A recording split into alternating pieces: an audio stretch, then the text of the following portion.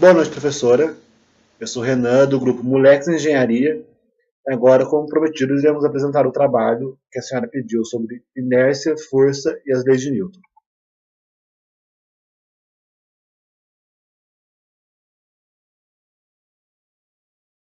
Estaremos falando sobre dinâmica.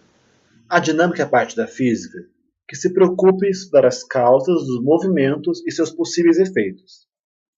Mas o que é o movimento? Devemos primeiro definir um referencial, ou seja, um conjunto de coordenadas fixo, também denominado sistema de referências. O mais utilizado no cotidiano é o sistema cartesiano, com coordenadas x, y e z. Feito isso, podemos definir que o movimento é a variação da posição com o tempo, ou seja, a mudança de coordenadas do corpo com o tempo.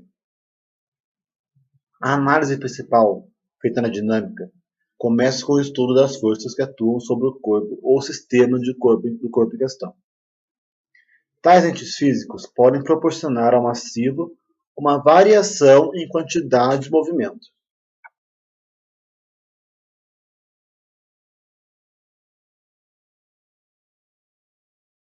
Vamos falar agora sobre a primeira lei de Newton, o princípio da inércia.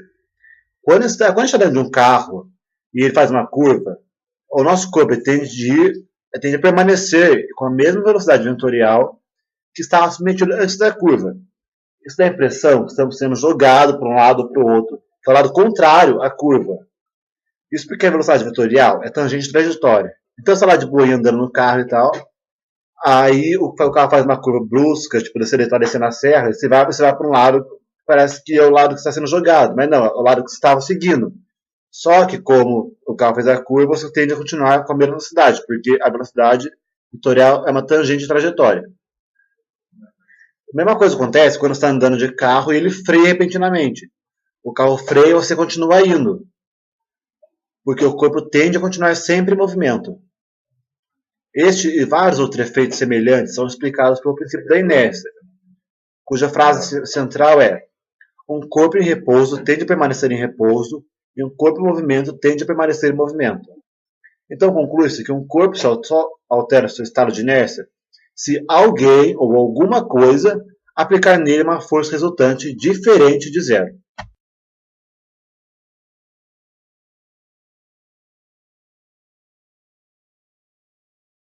Agora, a segunda lei de Newton, que é o princípio fundamental da dinâmica. Quando aplicamos uma mesma força em dois corpos de massa diferentes, observamos que elas não produzem aceleração igual.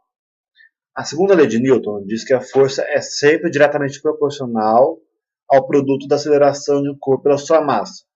Ou seja, está lá a luta do UFC. Um cara parado, ele dá um murro. A força do braço dele, vezes a aceleração da velocidade da distância do soco até o rosto do cara, vai resultar numa força. E isso vai nocautear o cara do outro lado. A fórmula é força igual a massa vezes aceleração, ou no módulo F igual a m vezes a, onde F é a resultante de todas as forças que agem no corpo, em Newton. Massa é a massa do corpo a qual as forças atuam, em quilograma. E a aceleração é adquirida em metros por segundo ao quadrado. A unidade da força no sistema internacional é o N, Newton, que equivale a quilograma metro por segundo ao quadrado.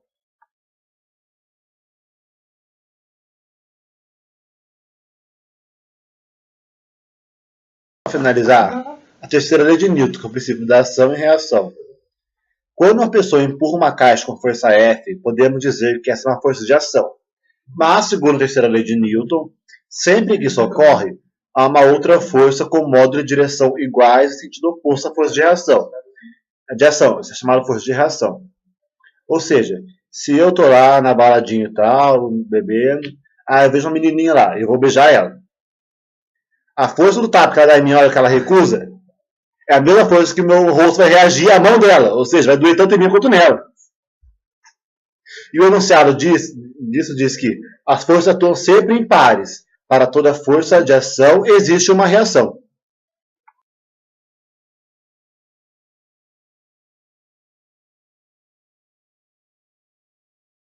E agora, para finalizar, vamos falar sobre força. A primeira que a gente vai falar é a força normal, que ela é exercida pela superfície sobre o corpo, podendo ser interpretada com sua resistência e sofrer deformação devido ao peso do corpo. Essa força sempre atua no sentido perpendicular à superfície, diferentemente da força-peso, que atua sempre no sentido vertical. A força-peso é o peso de um corpo, é a força que a Terra atrai, podendo ser variável quando a gravidade variar, ou seja, quando nós estamos nas proximidades da Terra, ou seja, quando está na Lua, em Marte, no caramba 4. E tração.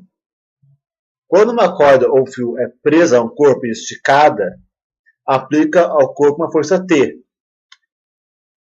A corda é o maior exemplo de tração por ser usada em vários objetos.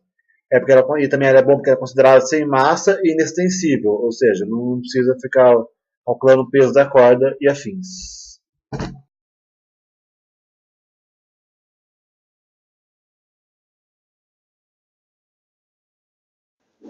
Vamos agora aos exemplos.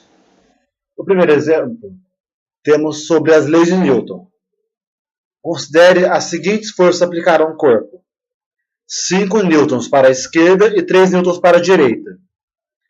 Qual a força resultante a ser aplicada? Nós vamos fazer no módulo. A maior força 5 newtons menos a menor força 3 newtons, dando um resultado de 2 newtons.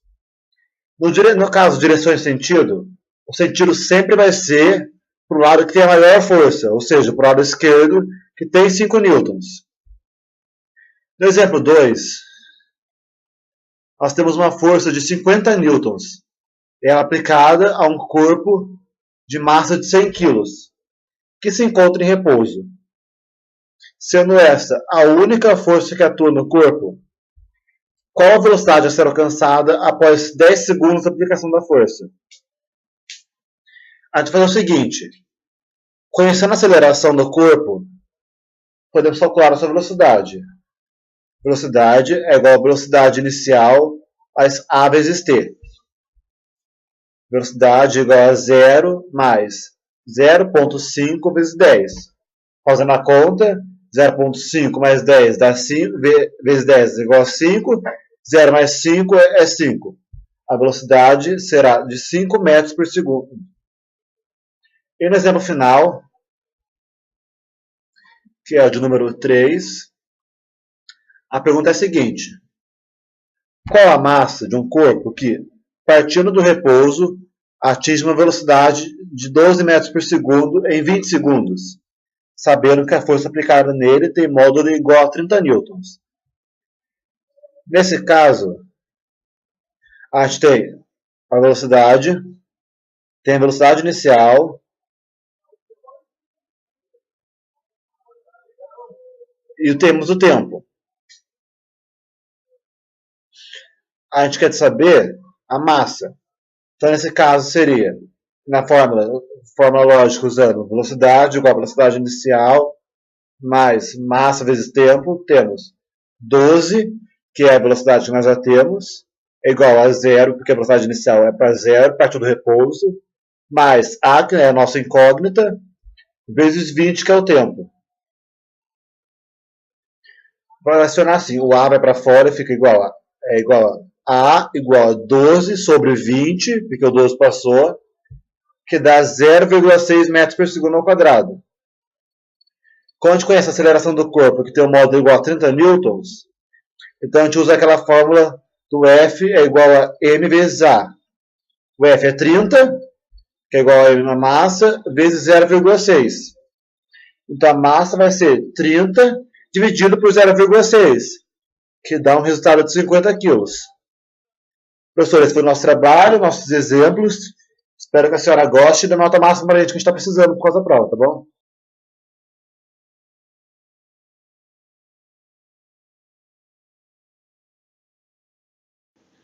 Boa noite, professor.